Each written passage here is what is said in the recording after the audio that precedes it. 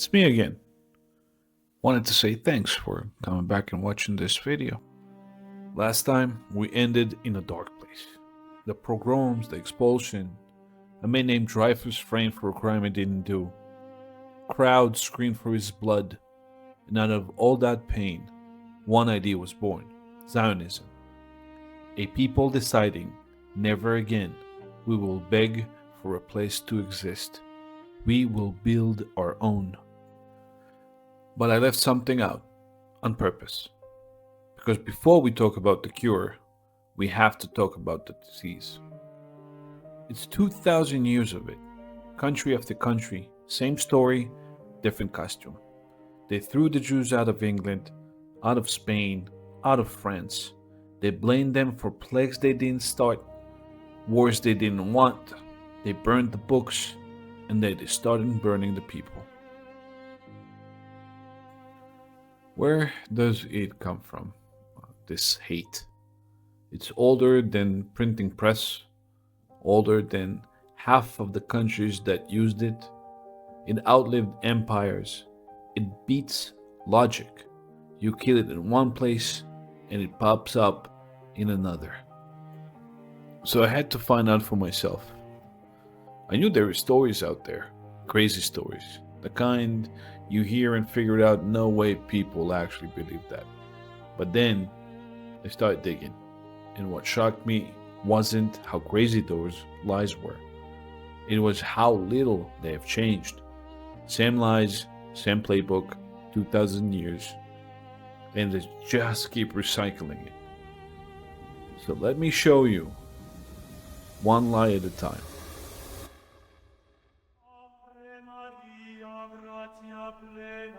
Dominus tecum benedicta tu in mulieribus, et benedictus fructus ventris tui. They killed Christ. Deicide. Lie number one, the oldest one, the one everything else is built on top of. The Jews killed Jesus. All of them, forever. That's the original accusation. One word. Deicide. It means killing a god. And for almost 2,000 years, this was the foundation, the reason, the excuse passed down from parents to kids over and over. Where does it come from? One line, one single line in the Gospel of Matthew, or by his Hebrew name, Matityahu. Right before the crucifixion, the crowd shouts, "His blood be on us and our children." And somebody, somewhere, decided that our children meant every Jew who would ever be born, a blood guilt with no expiration date.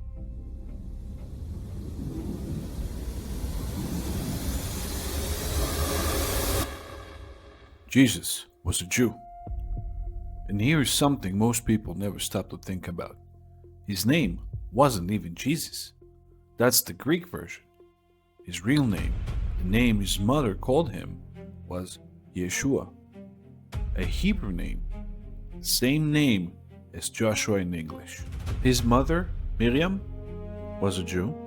His followers were Jews. He prayed in synagogues, kept the Sabbath, ate Passover meal. First Christians, Jews who prayed in Hebrew. You can't make Judaism the enemy of a man that lived as one of them. Right about now, somebody's yelling at their screen. But what about Judas? Judas was a Jew that sold out Jesus. Okay, fair enough. Let's give them that one. Judas, Hebrew name Yehuda, sold Yeshua, Jesus, out for money. 30 pieces of silver. One man, one betrayal for greed. And now what? Guys, think about where this is happening. Judah, a place where the Jews were majority. Yeshua was a Jew. All 12 of his followers were Jews. The whole town was Jewish. So yeah, if somebody in that group was gonna sell him out, odds are pretty good that the guy is going to be a Jew. That's not conspiracy, that's just math. If the traitor had turned out to be a Swedish guy, that will be a twist in the story. Think about the logic for a second. One man does something terrible, so every single person who shares his background is guilty forever? Their kids, their grandkids, 2,000 years of grandkids? Let me show you how crazy that is. Take Joseph Stalin, one of the worst mass murderers who ever lived. Millions dead underneath his rule. And here's something most people don't know. Stalin wasn't even Russian. He was Georgian, born in a town called Gori. Now, the Georgian people were lovely people, warm, generous. They are very famous for it. And nobody on earth walks around blaming the Georgian people for Stalin. Nobody says every Georgian forever is guilty for what that one man did. Because that would be insane. One man's crime is one man's crime. We get that. We apply it to everybody, except for the Jews.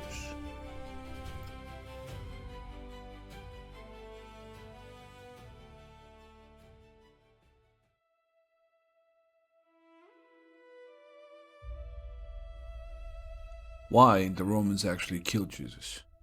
I want to talk about that because it matters. Back then, Judah wasn't a free country. It was occupied. Rome ran it, Rome taxed it, and Rome did not put up with anyone who looked like they might start a rebellion. Now picture the scene.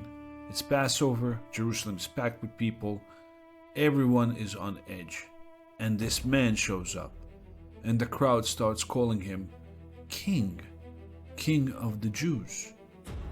And to Rome, king is a dirty word. There's already a king. He lives in Rome. He is called Caesar, and he doesn't share the title. So Rome did what Rome always did to threat like that. Crucifixion wasn't some random punishment. It was how Rome killed rebels, troublemakers, anyone who threatened the state. Public, slow, brutal. Made to scare everybody watching into staying in line. And they told you exactly why they did it. They nailed the reason right above his head. 3 words: King of the Jews. And that is not a religious thing. That's the Roman government killing a man for treason, for being, in their eyes, a rival to Caesar in the land that they owned. And the man who gave the order, a Roman governor, Pontius Pilate, who took orders from the Roman emperor in the land ran by the Romans. And if you want to pin the death of Yeshua on somebody, the paper trail points straight to Rome. So how did the blame land on the Jews instead of the empire that actually did it? Simple.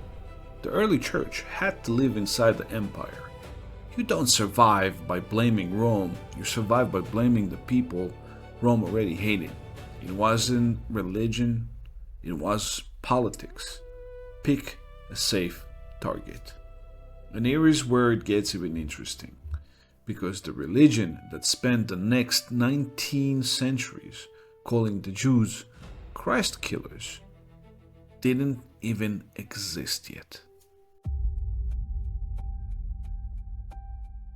Yeshua died around the year 30. Christianity, as a real organized religion with an official main church, did not come together until almost 300 years later. A Roman emperor named Constantine made it legal, then gathered the church leaders to vote on what Christians were even supposed to believe. The year was 325. Do the math. That is almost 300 years after the crucifixion. So the story was written by people who showed up 300 years late to the crime scene, looked around, and decided the victims did it.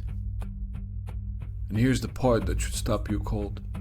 The Catholic Church itself, in 1965, officially threw the whole thing out. 1900 years. That's how long the lie ran before the church that started it finally said out loud, "We were wrong." 19 centuries of Christ killer, of mobs on Good Friday, of one lie that fed everything that came after.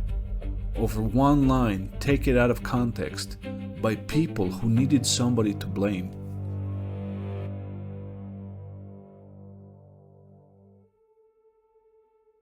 The Jews didn't kill him, the Romans did.